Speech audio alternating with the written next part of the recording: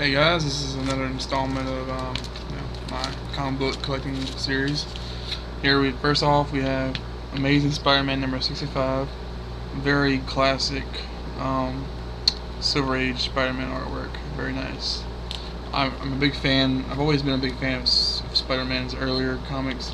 Just some really cool stories in there and artwork. Next off, we have Ghost Rider number 74. Pretty cool cover. I've had this comic for probably 10 years and I've never read it, but yeah, it's a nice, interesting cover. I love all the little ghost things coming out in the background. It's cool. I've never really been a big fan of Ghost Rider, to tell you the truth. I mean, I don't know. There's something about the character I just never really interests me. We have Marvel Tales number 51. This one needs to be in a bag and a board. I don't know why it's not. Basically, it's Spider-Man fighting hippies. This is the best way I can describe this. Next off, we have a very classic comic. We have Avengers number 137.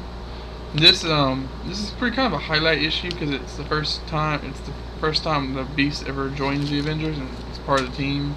And it was kind of a big thing in the day because he was switching from the X-Men to the Avengers. So very dramatic artwork there in that issue. Next off, we have Marvel Age number 101. I don't know anything about this comic really.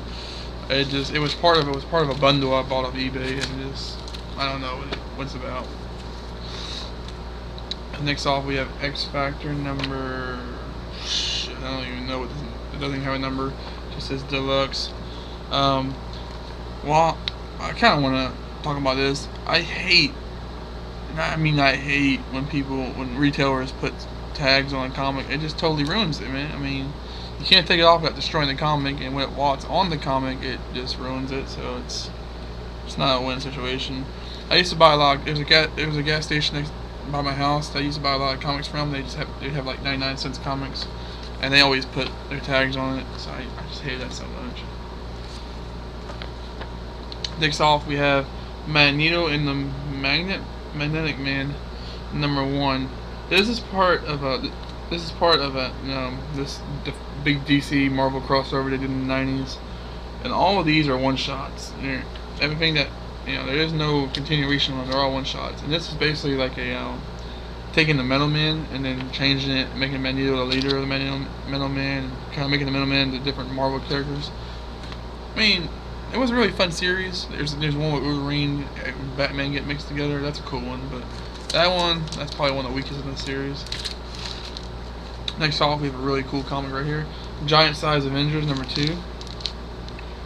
I'm a really big fan of the Giant Size comics. The DC ones and the Marvel ones. They were just always really cool. They always had a lot of stuff in them. You got your money's worth.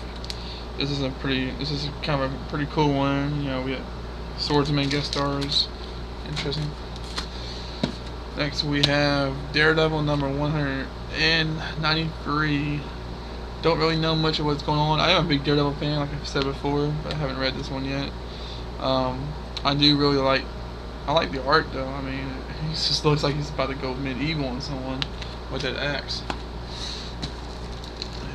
Next we have Porky Pig, The Island of Missing Ships, number 385.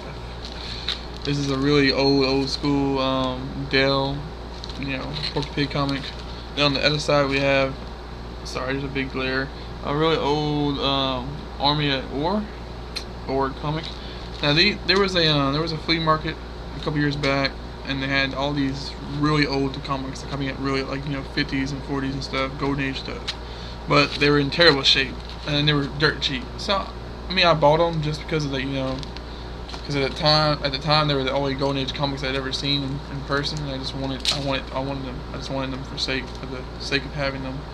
So they have no value because they're just so tore up. But and here we have this Batman vs Predator, really cool. This is the last part of a 3-issue miniseries that they had.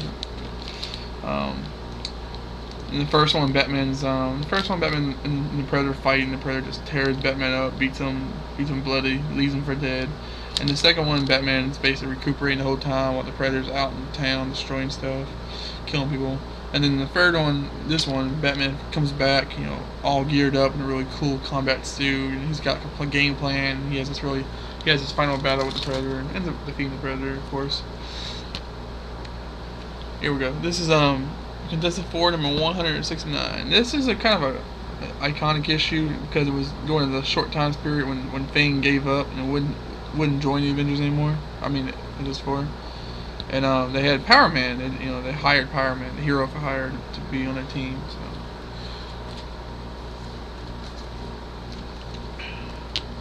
Next we have Superpowers, number 2. This was like a comic book they did that was kind of based off the old Super Friends TV show. I mean, almost all of these are the Justice League are always fighting Darkseid. It's just how it was, because in the cartoon they were always fighting Darkseid. So,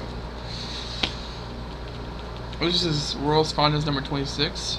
It's got of course it's World's Finest, so it's got Batman and Superman, but it's also got like a guest appearance from the Metal Men, or at least Gold in a way. That's one of the Metal Men. This is one of those classic kind of gimmicky covers, like where the Metal Man is trying to kill Batman by cutting off his reputation. And classic Silver Age title.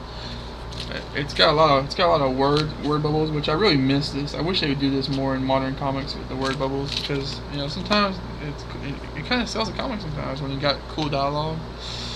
All right, this is a Captain America and the Falcon, number 151. It's kind of a cool one. I've always really liked the artwork on these Captain America and Falcon covers. They're just cool, and they're always very dramatic and dynamic and got a lot going on. And this one guest stars the Scorpion. They're not guest starring, but he's fighting the Scorpion and Mr. Hyde. So here we have an issue of The Question, number 12, from the old 1980s Question run. I actually talked a little bit about this Question run in another video, and I just liked it. It was edgy. It was kind of cool. The artwork was. I'm not really a big fan of the artwork, but it was still pretty interesting. It matched the storytelling, because it was all grimy and gritty and bare bones. So it really matched the story.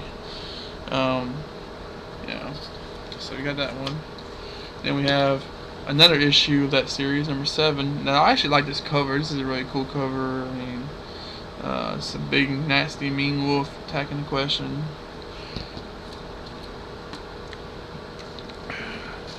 We got one more of the Question like that. This one's kind of an interesting cover. I like the concept of the cover. Is the man with no face is wearing like a patriotic flag face. I mean, it works. And then the final issue of this statement is a very nice, iconic, classic comic. We have Werewolf by Night, number 32. This is the first appearance. Well, okay, it may not be the first appearance, but it's at least one of the first couple appearances. He might have had a cameo, but this is the first full-length appearance of Moon Knight, which is an iconic Marvel character. Very nice cover, very dramatic. A lot of nice wording going on in there. I love Moon Knight's costume. The white just reflects so well off this cover. And yeah, it's a very nice issue. So thank you guys for watching.